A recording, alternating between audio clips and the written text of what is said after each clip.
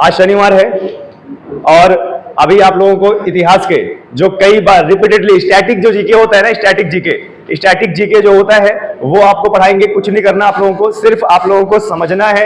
Extra point भी इसके साथ साथ में बताते रहेंगे। अब क्योंकि आज शनिवार है तो आज शाम के 6:30 बजे जो ऑनलाइन क्लास आती है उसमें उत्तर प्रदेश जीके यानी यूपी जीके, उत्तर प्रदेश का सामान्य ज्ञान बताया जाएगा। क्लियर है? आप जानते हैं ना कि जब भी हम क्षेत्रीय नौकरी करते हैं, राज्य की नौकरी करते हैं, तो उसमें राज्य का जीके जरूर पूछता है। तो आज लगभग 1-1.5 घंटा हम क्लास लेंगे 6:30 बजे से यूपी जीके की। क्लियर है? आपको भारत का जीके के साथ साथ यूपी जीके भी पढ़ना चाहिए। क्लियर है? किसी को कोई दिक्कत? चलिए आगे बढ़ते हैं। तो यहां पर शुरुआत करते हैं। ये सब बच्चों को तो दिख रहा है ना कि क्या अक्षर लिखा हुआ है? सब बच्चों को दिख रहा है ना क्या अक्षर लिखा हुआ है? अगर नहीं दिख रहा होगा तो कोई बात नहीं है, मैं बोलते जा रहा हूं, मेरी आवाज बहुत बुलंद है, सबको सुनाई देगी। देखिए चलिए सबसे पहले बात करते हैं, किसके काल में बोर्ड ऑफ रेवेन्यू की स्थापना की गई? किसके काल में बोर्ड ऑफ रेवेन्यू की स्थापना की गई? क्या है? हेस्टिंग्स। अब जब भी यहां पर हेस्टिंग नाम आएगा, ध्यान देना क्या बोल रहा है, किसके काल में बोर्ड ऑफ रेवेन्यू की स्थापना की गई, तो इसमें बोल रहा है हेस्टिंग। जब भी आपका नाम हेस्टिंग आएगा यहां पर तो ध्यान देना, नाम क्या है? Warren Hasting. नाम क्या है? वॉरेन हेस्टिंग नाम है, ये इधर लग गया, ठीक है। अच्छा, वॉरेन हेस्टिंग जब भी नाम याद रखना है तो वॉरेन हेस्टिंग बंगाल के प्रथम गवर्नर जनरल थे। ध्यान देना, 1773 के रेगुलेटिंग एक्ट के तहत जब हमारा भारत ब्रिटिश शासनकाल के अंतर्गत था तो 1773 के रेगुलेटिंग एक्ट के तहत बंगाल के प्रथम गवर्नर जनरल कौन थे? Warren Hasting. ठीक है, थोड़ा सा आइए, ये स्पंज दीजिए, इसको यहां पे लगा देते हैं।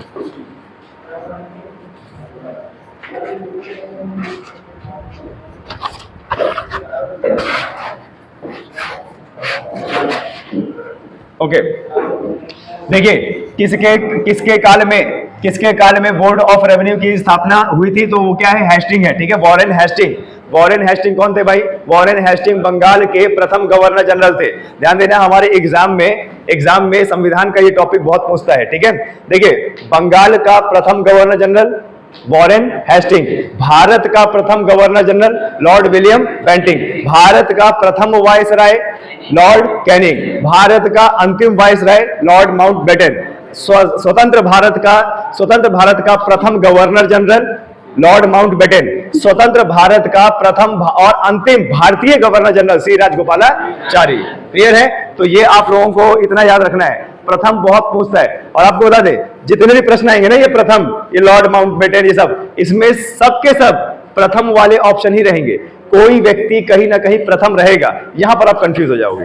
क्लियर है? अच्छा, 12 बजे जो क्लास चलेगी मेरी, उसमें संविधान के एमसीक्यू यहां पर पढ़ाएंगे और एमसीक्यू के साथ साथ चारों ऑप्शन का अलग अलग विश्लेषण भी करेंगे हम। ठीक है, चलिए, किस अंग्रेज को प्रशासनिक सेवा का जनक कहा जाता है? लॉर्ड कॉर्नवालिस को। कल अगर आपने प्रश्न देखा होगा 6:30 बजे वाली क्लास में, तो लॉर्ड कॉर्नवालिस का एक प्रश्न आया था, है ना, कि भारत में प्रशासनिक सेवा, अगर प्रशासनिक सेवा ना आए तो एक नाम और आता है नागरिक सेवा, है ना। याद है ना, कल का प्रश्न क्या था? नागरिक सेवा था ना, कि भारत में नागरिक सेवा या प्रशासनिक सेवा का जनक किसे कहा जाता है? कॉर्नवालिस को कहा जाता है, लॉर्ड कॉर्नवालिस को। ठीक है, थोड़ा सा इंपॉर्टेंट है।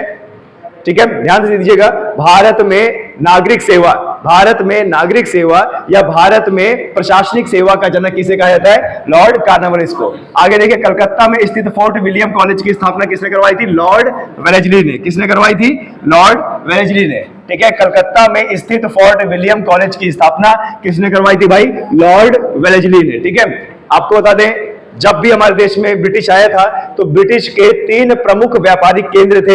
एक पूर्व का क्या था? बंगाल, पश्चिम बंगाल, कलकत्ता शहर, और दक्षिण का मद्रास यानी तमिलनाडु का मद्रास शहर, और पश्चिम का महाराष्ट्र का मुंबई। ये तीनों व्यापारिक केंद्र बड़े जबरदस्त व्यापारिक केंद्र थे और यहां से पूरा ब्रिटेन का व्यापार हुआ करता था। हालांकि आगे चल के पूरा इन्होंने दक्षिण भारत कवर किया, लेकिन पहले मुख्य रूप से क्या थे? 3 ही थे। क्लियर है? ओके, टेंसी एक्ट या कष्टकारी अधिनियम कब लागू हुआ? 1822 में। ठीक है, ध्यान देना, टेंसी एक्ट कष्टकारी अधिनियम कब लागू हुआ? 1822 में। ये इस तरीके के वन लाइनर आपके एग्जाम में आ जाते हैं, बस माइंड में बैठाना है, इतना गहराई से पढ़ना नहीं है, माइंड में बैठाना है। ठीक है, आज की हमारी जो क्लास है वो वन लाइनर पर समर्पित है। बैरकपुर में सैन्य विद्रोह कब हुआ था भाई? 1824 में। बैरकपुर में सैन्य विद्रोह कब आरंभ हुआ था? 1824 में। अब इसको 1857 में जोड़ दीजिएगा, क्लियर है? छोटे मोटे विद्रोह चलते थे, ठीक है? तो यहां पर ये बोलने की कोशिश कर रहा है बैरकपुर में सैन्य विद्रोह कब आरंभ हुआ? 1824 में। 1818 पूछ रहे हैं ना, एक डेट और याद रखना है, 1857। 1857 की महान क्रांति भी बोलते हैं इसको, 1857 का स्वतंत्रता संग्राम भी बोलते हैं इसको, 1857 का सिपाही विद्रोह भी बोलते हैं इसको, ठीक है? जिसका नेतृत्व किया था मंगल पांडे ने, ठीक है? ये पूछा जाता है कि 1857 की जो क्रांति हुई थी उसका मुख्य हीरो कौन था? तो वो कौन था? मंगल पांडे, क्लियर है? हालांकि लड़े बहुत सारे लोग थे, लेकिन मंगल पांडे को ज्यादा याद किया जाता है। और यहीं पर 1857 की क्रांति से एक प्रश्न बनता है कि भारत का प्रथम स्वतंत्रता संग्राम कब हुआ था? 1857 में, ठीक है? चलिए आगे बढ़ते हैं। किस गवर्नर जनरल का कार्यकाल शिक्षा सुधारों के लिए माना जाता है? लॉर्ड विलियम बेंटिक, ठीक है? ध्यान देना, यहां पर एक प्रश्न है कि भैया किस गवर्नर जनरल का कार्यकाल शिक्षा सुधारों के लिए माना जाता है? Lord William Bentinck. Lord William Bentinck Bharat के प्रथम गवर्नर जनरल थे और भारत में शिक्षा सुधार इन्होंने किया, भारतीयों को शिक्षा देना चालू किया। और आपको बता दें, लॉर्ड विलियम बेंटिक का एक नाम और आता है सती प्रथा रोकने में, सती प्रथा रोकने में, दास प्रथा रोकने में, ठीक है?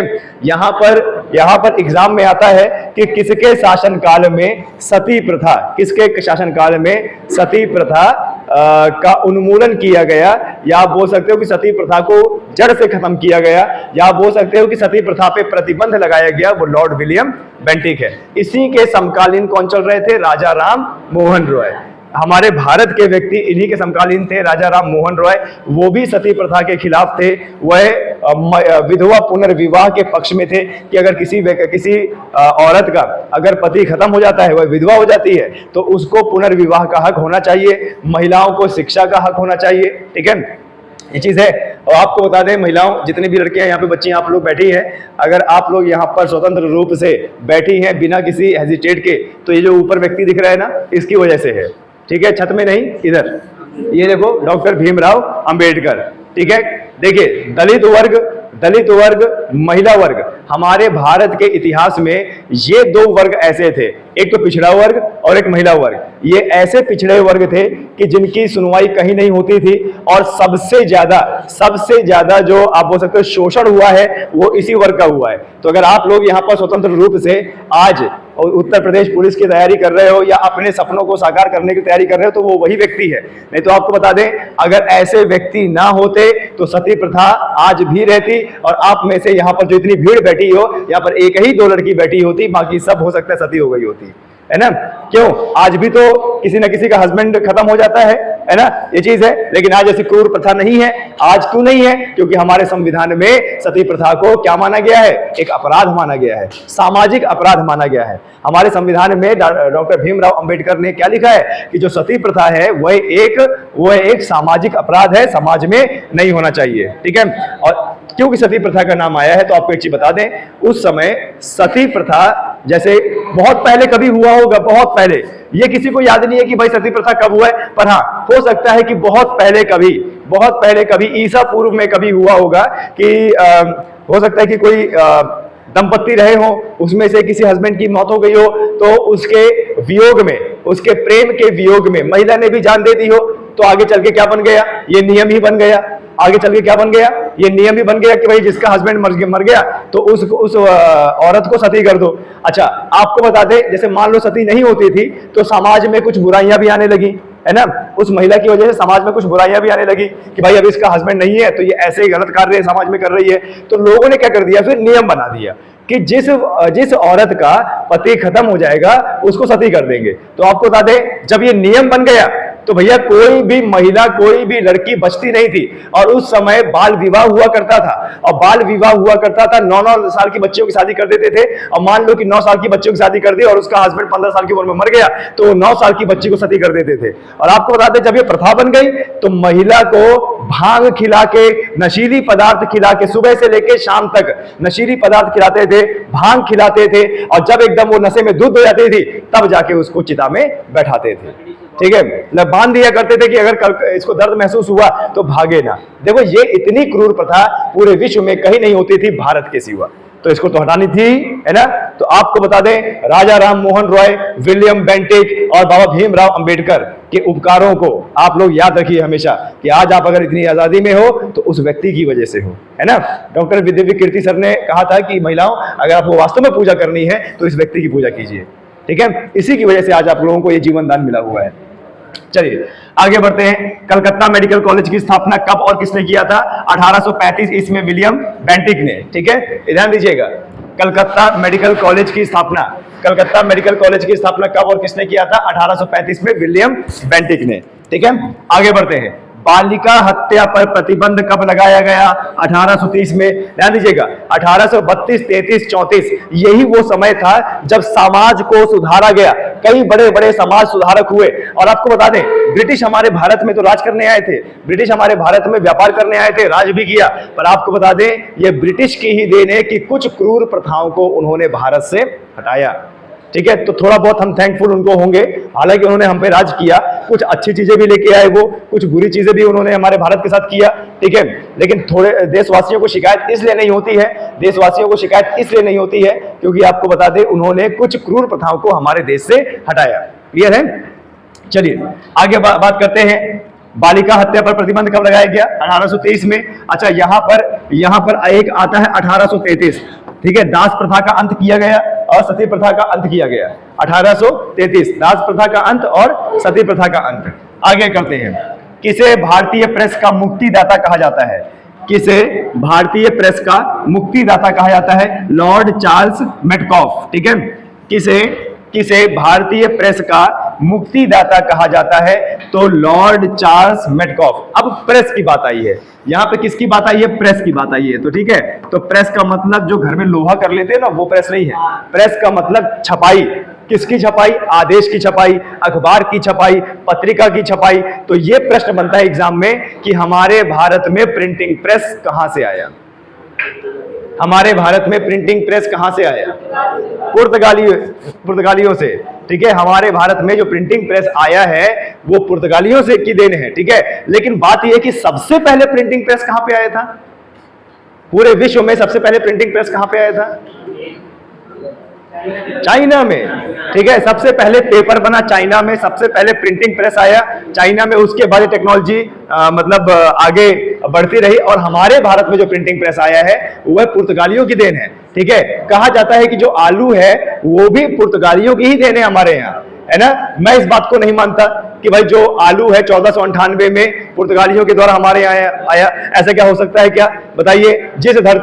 जिस धरती में सबसे पहले कपास उगाया गया हो उसमें आलू इतना देर बाद क्यों आएगा, है ना। इसका मतलब आलू के पराठा हमने इनसे खाना सीखा? नहीं, ये गलत है। हो सकता है कि हमारे देश में आलू रहा हो पर लोग उसका इस्तेमाल कम करते रहे हो, है ना। हो सकता है, ये हो सकता है कि हमारे, अब मान लीजिए कि क्या इतने बड़े भारत में ऐसा भारत जो ऐसे उष्णकटिबंधीय क्षेत्र में है जहां पर सभी फसलें होती हैं, सभी मौसम होते हैं, है ना, यहां पर आलू नहीं होगा?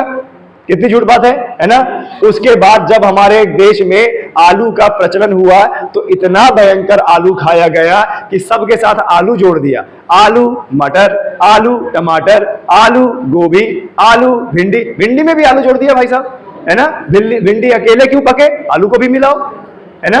ये चीज है। आज आप देखो कि सबसे सस्ता जो चीज मिलेगा ना आपको मार्केट में वो क्या है? आलू है ना। ये चीज है। चलिए आगे बढ़ते हैं। इनाम कमीशन की स्थापना किसने किया था? लॉर्ड डलहौजी ने, ठीक है, ध्यान देना।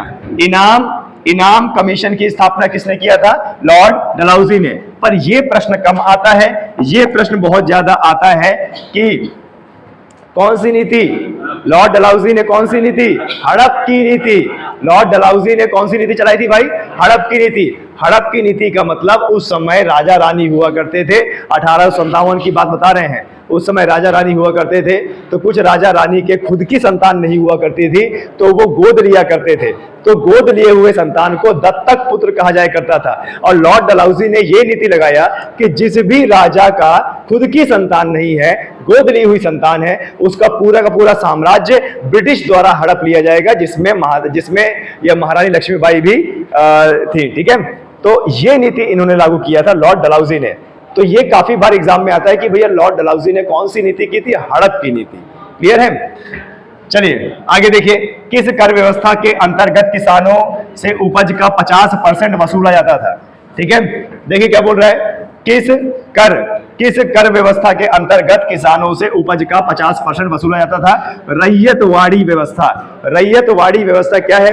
रैयतवाड़ी व्यवस्था एक प्रकार की कर वसूली है, ठीक है, जो अंग्रेजों द्वारा वसूली जाती थी।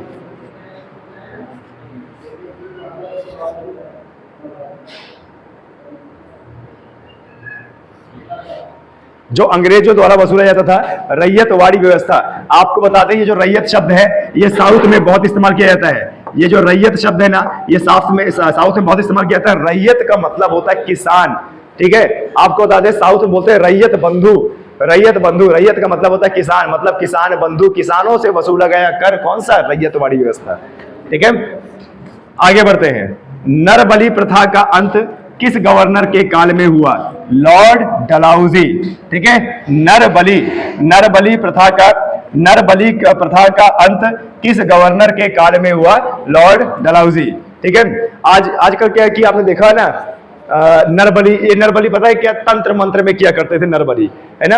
आज ही बता दें, आपको बता दें, चोरी से हमारे पूरे देश में जो तंत्र मंत्र की विद्या करते हैं ना, ये छोटे छोटे बच्चों की बलि देते हैं। एक आध तो पकड़े भी गए हैं, है ना, बलि देते वक्त पकड़े भी गए हैं। अच्छा, एक चीज आपको बता दें, हमारे भारत में, देखिए हमारे भारत में सनातन धर्म का इतना भयंकर दुरुपयोग हो रहा है। आपको बता दें, आपने अगर फेसबुक टिकटॉक में देखा होगा, फेसबुक में रील्स में देखा होगा कि 23-23, 24-24 साल के लड़के ये माता रानी बने घूम रहे हैं, है ना। आपने देखा होगा, नहीं देखा होगा तो मैं लिंक भेज दूंगा, उसमें देख लीजिएगा कि ये माता रानी बने घूम रहे हैं। कोई बोलता है कि मेरे ऊपर कालका माता आती हैं, कोई बोलता है मेरे ऊपर शारदा माता आती हैं, कोई बोलता है कि मेरे पास मसानी माता आती हैं। और वो बकायदा बंदा भाई साहब, वो बढ़िया दाढ़ी सेट करवाएगा, उसके बाद नथुनी पहनेगा, चूड़ियां पहनेगा, बिछिया पहनेगा, और माता जी का चोला ढक लेगा, और ये लो फिर मुंडी इधर से उधर हिलाना शुरू कर दिया, ये लो माता जी आ गई। आप ये बताइए, माता जी किसी को लूटने के लिए क्यों आती है, किसी का अच्छा करने के लिए क्यों नहीं आती? सोचने वाली बात है ना। माता जी बता नहीं पाती कि जो है कोविड-19 कब आने वाला है, माता जी बता नहीं पाती कि पुलवामा हमला कब होने वाला है, और माता जी बता नहीं पाती हैं कि कौन सी घटना कब होने वाली है। भैया, आप जो है, आपके अंदर माता आ रही है तो देश का कल्याण करो, है ना। सरकार को इतना पैसा खर्च करने की जरूरत ही नहीं है, सरकार को ऑर्डिनेंस फैक्ट्री बनाने की जरूरत ही नहीं है, सरकार को तेजस हेलीकॉप्टर बनाने की जरूरत ही नहीं है। तुम्हारी अंदर माता आ रही है, सब ठीक कर देगी, है ना। तो आजकल आपको बता दें, देखिए आपको बता दें, इस पूरे विश्व में हमारे भारत को पहले क्या बोला जाता था? विश्व विजेता। क्या बोला जाता था? विश्व विजेता। विश्व विजेता इसलिए बोला जाता था कि हमारे भारत में हर तरफ रिसर्च हुआ करती थी। जड़ी बूटियों की रिसर्च, ऑपरेशन की रिसर्च, शल्य चिकित्सा की रिसर्च, है ना, पढ़ाई की रिसर्च, और बिल्डिंग बनाने की तकनीक की रिसर्च। और आपको बता दें, कई ऐसे महान विद्वान हुए जिन्होंने भगवान की भक्ति से ही रोग ठीक करने के प्रमाण दे दिए कि अगर आप भगवान की भक्ति इस तरीके से करते हो तो रोग ठीक होंगे। ये है हमारा सनातन धर्म की खूबसूरती, है ना। ये है, आपको बता दें, विश्व के किसी भी धर्म में पैर छूने का कोई प्रावधान नहीं है। यह सिर्फ सनातन धर्म का है कि जो हमसे बड़े हैं, गुरुजन हैं, और जिनसे हमसे औहदा ऊपर है, हम उनके पैर छूते हैं, मतलब हम आपके चरणों में नतमस्तक होते हैं। ये किसी में नहीं है। अब बताइए, इतना सुंदर सनातन धर्म, इनको इन लोगों ने, बाबाओं लोगों ने बिगाड़ रखा है ना। बताइए, 23 साल में तो भाई साहब स्नातक भी कंप्लीट नहीं होता और उनके ऊपर माता आ गई, है ना। बताइए, और मैंने देखा उस रील में इतने चढ़ा हुआ ईश्वर भी कहता है, ध्यान दीजिएगा, भगवत गीता में भगवान श्री कृष्ण ने खुद कहा है कि मेहनत करोगे तो ही कर्म मिलेगा। ठीक है, ध्यान दीजिएगा, मेहनत नहीं करोगे तो फल नहीं मिलने वाला। अभी बताइए, भिखारी भी सुबह से लेकर शाम तक मेहनत करता है तो शाम तक फल पाता है कि नहीं पाता? और जो शाम तक फल पाता है तो उसमें 70 रुपए की ठर्री और 30 रुपए का चकना मिलता है कि नहीं मिलता? सुबह से लेकर शाम तक मेहनत करता है कि नहीं करता है? बताइए। चलिए आगे बढ़ते हैं। भारत से ब्रिटेन, देखिए भारत से ब्रिटेन की और संपत्ति का अपवहन का सिद्धांत किसने दिया था? दादा भाई नौरोजी ने। देखिए दादा भाई नौरोजी वो व्यक्ति थे जिन्होंने भारतीय अर्थव्यवस्था का पहली बार आकलन किया कि हमारे भारत की अर्थव्यवस्था लगातार डूबती जा रही है और हमारे भारत की अर्थव्यवस्था प्रति व्यक्ति आय का आकलन किया। दादा भाई नौरोजी ने प्रति व्यक्ति आय का आकलन किया और उन्होंने बताया कि उस समय ये 1800 के दशक में कि हमारे भारत के प्रति व्यक्ति आय केवल और केवल 20 रुपए है। यानी एक साल में एक भारतीय व्यक्ति कितना रुपए कमाता है? मात्र 20 रुपए कमाता है ना। और उन्होंने किसका सिद्धांत दिया? उन्होंने दिया कि भारत से ब्रिटेन की और संपत्ति का अपवहन, मतलब संपत्ति बह रही है भारत से किस तरफ? ब्रिटेन की तरफ। और बहाने वाले कौन है? ये ब्रिटेन लोग। देखिए हमारे भारत में सदाबहार हरे भरे वन, हमारे भारत में खनिज पदार्थ, हमारे भारत में सोना चांदी, हमारे भारत में लोहा और एल्यूमिनियम, तो ये सब खोद के ले गए और वहां पर रख दिया। वो क्या बोलते हैं, ये महारानी की छाती में, क्या नाम था उसका, ये महारानी एलिजाबेथ, ठीक है। और आपको बता दें जब हमारा देश गुलाम था 1904 में, वहां मेट्रो आ गई थी। जब 1904 में हमारा देश गुलाम था वहां मेट्रो आ गई थी। आप समझ रहे हो कि ब्रिटेन के लोगों ने हमारा इतना ज्यादा दोहन किया कि आज भी हमसे 100 साल आगे चल रहा है। और हमारे यहां मेट्रो कब आई? 2004 में संपूर्ण रूप से। कलकत्ता में आ गई थी, कलकत्ता में आ गई थी। पूरे भारत में सिर्फ कलकत्ता शहर में ही मेट्रो आई थी ये 2000 से पहले। लेकिन सुचारू रूप से मेट्रो कब आई थी? हमारे सन 2004 में दिल्ली में आई थी, है ना। तो इसी को देखते हुए दादा भाई नौरोजी ने क्या कहा था? दादा भाई नौरोजी ने कहा था कि भारत से ब्रिटेन की ओर संपत्ति का अपहरण हो रहा है। अरे यहां से हमारा लाल चंदन, हमारा कोहिनूर हीरा, हमारे सदाबहार हरे भरे वन और हमारे यहां तक कि हमारे लोगों को भी यही लेके गए थे। आपको बता दें फिजी, मॉरिशस, सेशल्स, माले, ये जो द्वीप देश है ना अगल बगल में, अत्यधिक जो हिंदू आबादी है यहाँ पर, ये किनकी वजह से? यही लोग थे जो गुलाम के रूप में हमारे भारत के लोगों को वहां ले गए, कभी वापस नहीं लेके आए। नतीजा वो लोग वहीं के होके रह गए। क्लियर है? चलिए आगे बढ़ते हैं। पर देखिए आपको बता दें पासा कैसे पलटता है। पासा कैसे पलटता है? जिस ईस्ट इंडिया कंपनी ने हमारे ऊपर इतने साल तक राज किया, उस ईस्ट इंडिया कंपनी को एक भारतीय ने खरीद लिया और जो पहले हम पे राज किया करते थे, आज भारतीय मूल का व्यक्ति वहां पर पीएम बना बैठा है। समय पलटा, समय पलटता है भैया, सबका अच्छा दिन आता है। ठीक है, चलिए आगे बढ़ते हैं। भारत में टेलीग्राफ लाइन किसके द्वारा शुरू की गई थी? कलकत्ता व आगरा लॉर्ड डलहौजी के। ठीक है, ध्यान देना। भारत में टेलीग्राफ लाइन किसके द्वारा शुरू की गई थी? कलकत्ता व आगरा। ठीक है, कलकत्ता व आगरा, लॉर्ड डलहौजी। भारत में पहली सूती वस्त्र मिल कहां पे स्थापित की गई थी? मुंबई में। भारत में पहली सूती वस्त्र मिल कहां स्थापित की गई थी? मुंबई में। भारत में अंग्रेजों की लूट किस महत्वपूर्ण घटना के बाद शुरू हुई थी? प्लासी के युद्ध के बाद। ठीक है, अब जब इन्होंने जान लिया कि भाई यहाँ के राजाओं में ना तो ज्यादा यूनिटी है, यहाँ के राजा एक दूसरे की बुराई करते हैं, सेना भी नहीं अच्छी खासी है, तो इन लोगों ने क्या किया? इन लोगों ने हमारे देश में अच्छा खासा राज किया, अच्छा खासा राज किया। अब आप यूं ही समझ के बैठिए कि अब तुम लोगों को सोने के ढेर में फेंक दिया जाए। ठीक है, सोने का बहुत बड़ा ढेर है, तुमको फेंक दिया जाए, नौकर चाकर भी है और तुम्हारी जो इच्छा हो वो कर सकते हो, जहां पैसा उड़ाना है उड़ा सकते हो, जो खाना है खा सकते हो। कैसा फील हो रहा है मन में? हाँ, अच्छा लग रहा होगा ना? सेम अंग्रेजों की कंडीशन भारत में थी भैया। भारत इतना धनवान था, भारत इतना धनवान था कि वो आपको बता दें कि सोने की धरती में आए थे ये लोग, सोने की धरती में। क्लियर है? आज भी देख लो, आज भी हमारे पास सोना इतना ज्यादा है, शादी में महिलाओं के पास देख लो, चमक के आ जाती है कि नहीं, है ना? और शादियों की तुलना भी इसी प्रकार से होती है कि किसी दूल्हे पक्ष ने कितना सोना पाया और दुल्हन को कितना सोना गया। ठीक है, इसी से तो होता है। सोचिए, आज भी आपको बता दे, आज भी आपको बता दें, हमारे देश की महिलाएं इतना सोना पहनती हैं कि अगर उस सोने को एकत्रित कर दी जाए तो उतने मूल्य का तो किसी देश की जीडीपी होती है। ठीक है, चलिए सोने की कीमत जगदीश ही समझ सकता है, क्या भाव चल रहा है अभी? तुम नहीं बता सकती हो, ये बताइएगा। चलिए, भारत में प्रथम रेलवे लाइन किसने बिछवाई थी? जॉर्ज क्लार्क ने। भारत में, ध्यान दीजिएगा, भारत में प्रथम रेलवे लाइन किसने बिछवाई थी? जॉर्ज क्लार्क ने। कहां से कहां तक? मुंबई टू ठाणे। मुंबई टू ठाणे, कहां तक? मुंबई टू ठाणे। अच्छा, एक चीज और बता दे, हमारे देश में विकास करने के लिए अंग्रेजों ने नहीं बिछाई थी ये आपका रेलवे लाइन। किसने बिछाई थी? अपनी सुविधा के लिए। क्यों भाई? जब तटीय क्षेत्र में रहते थे तो माल ढोना आसान होता था, लेकिन जब इन्होंने पूरे भारत में राज करना शुरू कर दिया तो मान लो उत्तर प्रदेश में गेहूं हो रहा है तो मुंबई तक कैसे लेके जाएंगे? तो उस समय बैलगाड़ी चला करती थी, घोड़ा गाड़ी, गधा गाड़ी, ऊंट गाड़ी, भैंस गाड़ी, ये सब चलती थी, है ना? आए समझ में? इन्होंने अपनी सुविधा के लिए रेलवे लाइन बिछाया और 1853 में पहली रेल चली थी मुंबई से लेके ठाणे के बीच में। उसके बाद इन्होंने ऐसा जाल बिछाया कि आज भी हमारे भारत में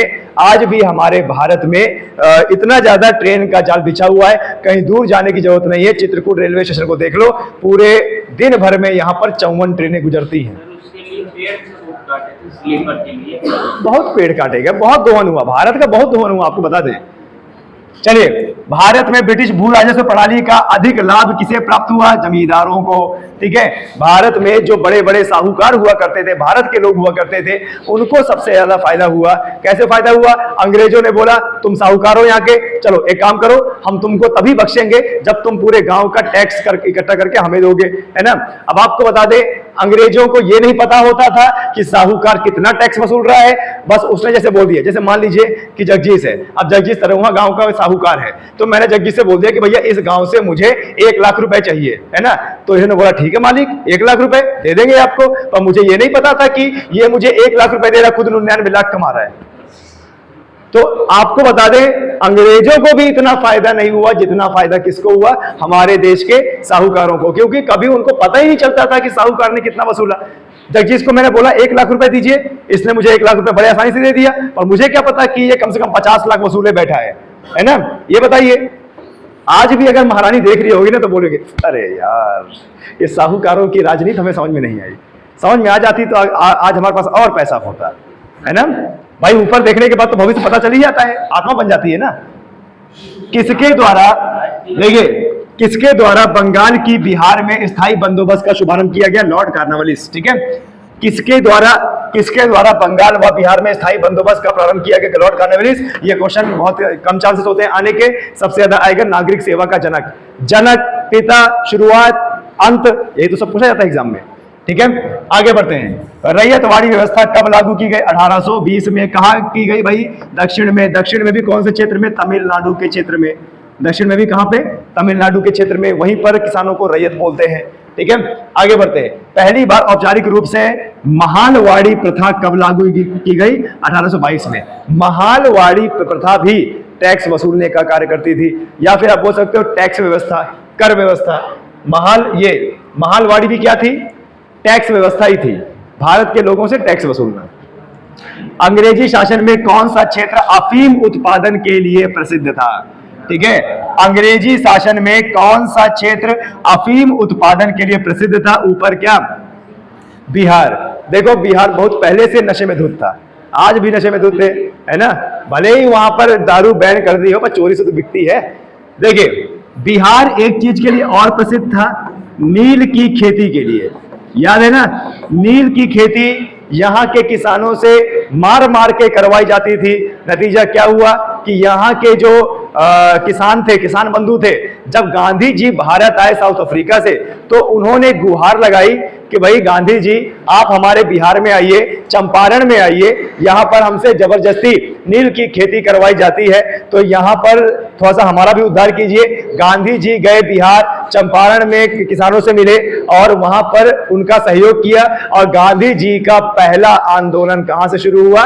बिहार के चंपारण से। वेरी इंपॉर्टेंट क्वेश्चन कि गांधी जी का पहला आंदोलन कहां से शुरू हुआ था? तो चंपारण से हुआ था, नील की खेती के विरुद्ध हुआ था। जो छात्र इसका खेड़ा उत्तर लगाएंगे बिल्कुल गलत है, जो छात्र इसका खेड़ा लगाएंगे बिल्कुल गलत है। विद्यासागर, है ना? अगर खेड़ा लगाओगे तो बिल्कुल गलत है। नहीं, तुम्हारा फेस देख के लगा मुझे। 17 में ये 1915 के बाद ही गए थे, क्योंकि 1915 में तो आए थे। ठीक है, चलिए। 18वीं सदी में बंगाल में वस्त्र उद्योग के पतन का क्या कारण था? देखिए क्या बोल रहा है। 18वीं सदी में बंगाल में वस्त्र उद्योग के पतन का क्या कारण था? ब्रिटेन को निर्यात करने वाले माल पर उच्च तट कर। ठीक है, ब्रिटेन को निर्यात करने वाले माल पर उच्च तट कर लगाया जाता था। यही कारण है कि 18वीं सदी में बंगाल में वस्त्र उद्योग के पतन का कारण बना। अब आपको एक चीज बता दें, ये ब्रिटेन लोग ही हमारे भारत का आधुनिकीकरण किया। इन्होंने, ब्रिटेन लोगों ने ही हमारे भारत का आधुनिकीकरण किया। आधुनिकीकरण का मतलब कि जो चीज हाथ से बनती थी अब कौन बनाएगा? मशीन। ये लोग एक से एक मशीन ले आए, एक से एक मशीन ले आए। अब आपको बता दें, कम से कम 10 मजदूरों का काम एक मशीन करती थी। हमारे देश का हथकरघा उद्योग ऐसा खत्म हुआ, ऐसे लोग बेरोजगार हुए। आपको बता दें, जिनके कपड़ा उद्योग चलते थे वो सब्जी बेचने को मजबूर हो गए, है ना?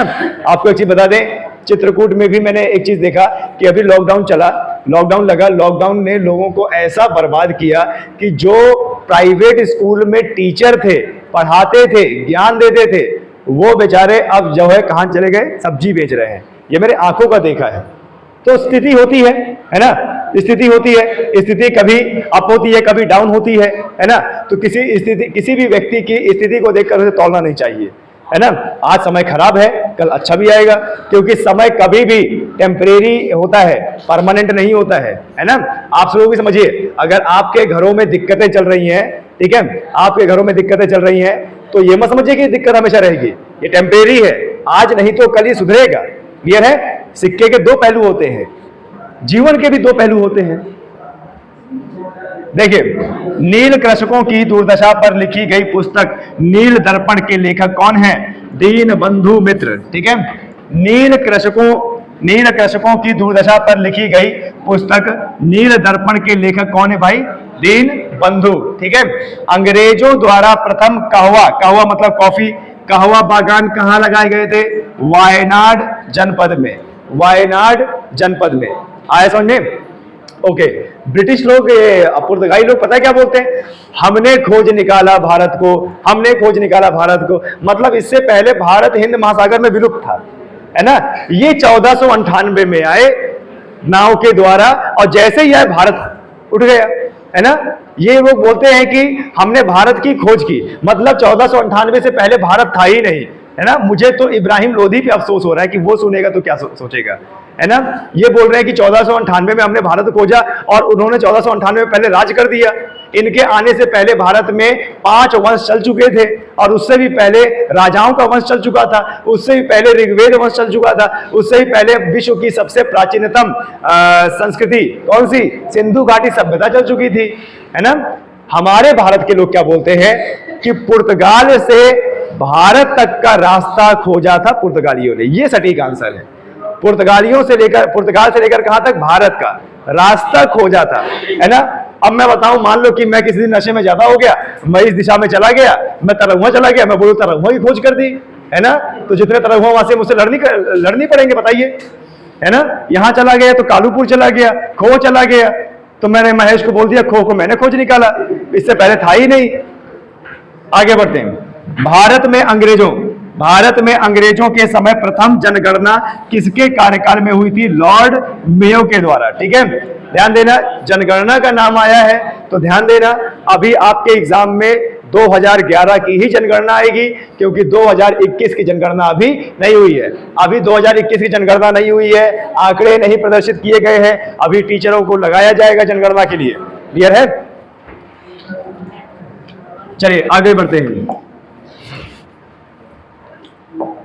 सर टॉमस मुनरो किस भू राजस्व बंदोबस्त से संबंधित है? रैयतवाड़ी व्यवस्था। ठीक है, सर टॉमस मुनरो किस भू राजस्व बंदोबस्त से संबंधित है?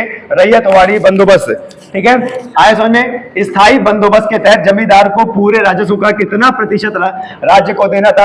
89%। ठीक है, हालांकि ये एग्जाम में नहीं आएगा, फिर भी आप नॉलेज के लिए कर लीजिए। भारत में भारतीयों द्वारा 1881 में स्थापित उनके प्रबंध में चलने वाली समिति देयता का प्रथम बैंक कौन सा था? Awadh commercial bank. ठीक है, यहां पर यह प्रश्न इंपॉर्टेंट है, इकोनॉमिक का है, कि भारत का पहला बैंक कौन सा है? Awadh commercial bank. ठीक है, ध्यान दीजिएगा, भारत का प्रथम बैंक कौन सा जो भारत का था? Awadh commercial bank. अच्छा, एक चीज और आपको बता दें, मुंबई का बैंक, चेन्नई का बैंक और कलकत्ता का bank, bank of Calcutta, bank of Madras, bank of Mumbai, इन तीनों को मिला के बना दिया गया था imperial bank of India. Imperial bank of India, और इंपीरियल बैंक ऑफ इंडिया का आगे चल के नाम बदल दिया गया स्टेट बैंक ऑफ इंडिया। अब स्टेट बैंक ऑफ इंडिया, ये इधर आप जाओगे तो जैसे ही जाओगे कि सर मुझे पैसा निकालना है, काउंटर नंबर 1 में जाओ, काउंटर नंबर 1 बोलेगा, काउंटर नंबर 2 में जाओ, काउंटर नंबर 3 में जाओ, घूमते घूमते 2 बज जाएगा, जैसे ही पहुंचोगे बोलेगा लंच, अब लंच के बाद आओ, है ना? ऐसा होता है कि नहीं होता?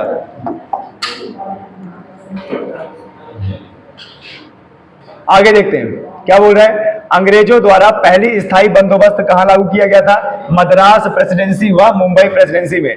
भारत में इस्पात का उत्पादन सर्वप्रथम कहां पे शुरू हुआ था? कब शुरू हुआ था? 1913 में। भारत में इस्पात का उत्पादन सर्वप्रथम 1913 में, ब्रिटिश की ही देन है ये। रेल विभाग के लिए पृथक रूप से रेल बजट कब आरंभ किया गया? 1924 में। भारत में विकेंद्रीकरण का शुभारंभ किसके द्वारा किया गया? लॉर्ड मेयो द्वारा। भारत और इंग्लैंड के आर्थिक हित प्रत्येक क्षेत्र में टकराते हैं, यह कथन किसका है? जवाहरलाल नेहरू। ठीक है, जवाहरलाल नेहरू, क्या कहना जवाहरलाल नेहरू के बारे में, ठीक है, सब लोगों को पता ही है। माउंट बेटन की आत्मा को बेचारे को आज भी शांति नहीं होगी। Poverty and un British rule in India के लेखक कौन है? दादा भाई नौरोजी। ठीक है, देखो पॉवर्टी का मतलब क्या है? गरीबी, और गरीबी मतलब अर्थव्यवस्था का क्षेत्र है। अर्थव्यवस्था मतलब इकोनॉमिक्स, और भारत की पहली बार अर्थव्यवस्था का आकलन किसने किया था? दादा भाई नौरोजी ने। ठीक है, भारत में आधुनिक उद्योगों की स्थापना कब प्रारंभ हुई थी? 1850 में। भारत में रेलवे की स्थापना को आधुनिक उद्योग की अग्रदूत जननी की संज्ञा किसने दिया था? कार्ल मार्क्स से। जब हमारे भारत में रेलवे आया तो रेलवे के बाद हमारे भारत वासियों को यह बताया गया कि अब भारत में अच्छा खासा विकास हो रहा है। ठीक है, आज भी आप देख रहे हो कि पूरे विश्व में चौथे या पांचवें नंबर पे हमारा रेल नेटवर्क है। चौथे या पांचवें, अभी एग्जैक्ट डेटा तो नहीं पता है, लेकिन चौथे या पांचवें नंबर पे हमारा रेल नेटवर्क है। तो अपने आप में ये बहुत बड़ी बात है, रेल नेटवर्क। ठीक है, चलिए, भारत में पहली पटसन मिल कहां पर स्थापित की गई थी? रिशारा, बंगाल में। ठीक है, आया समझ में आप लोगों को? इसको डन कर दीजिए, हो गया।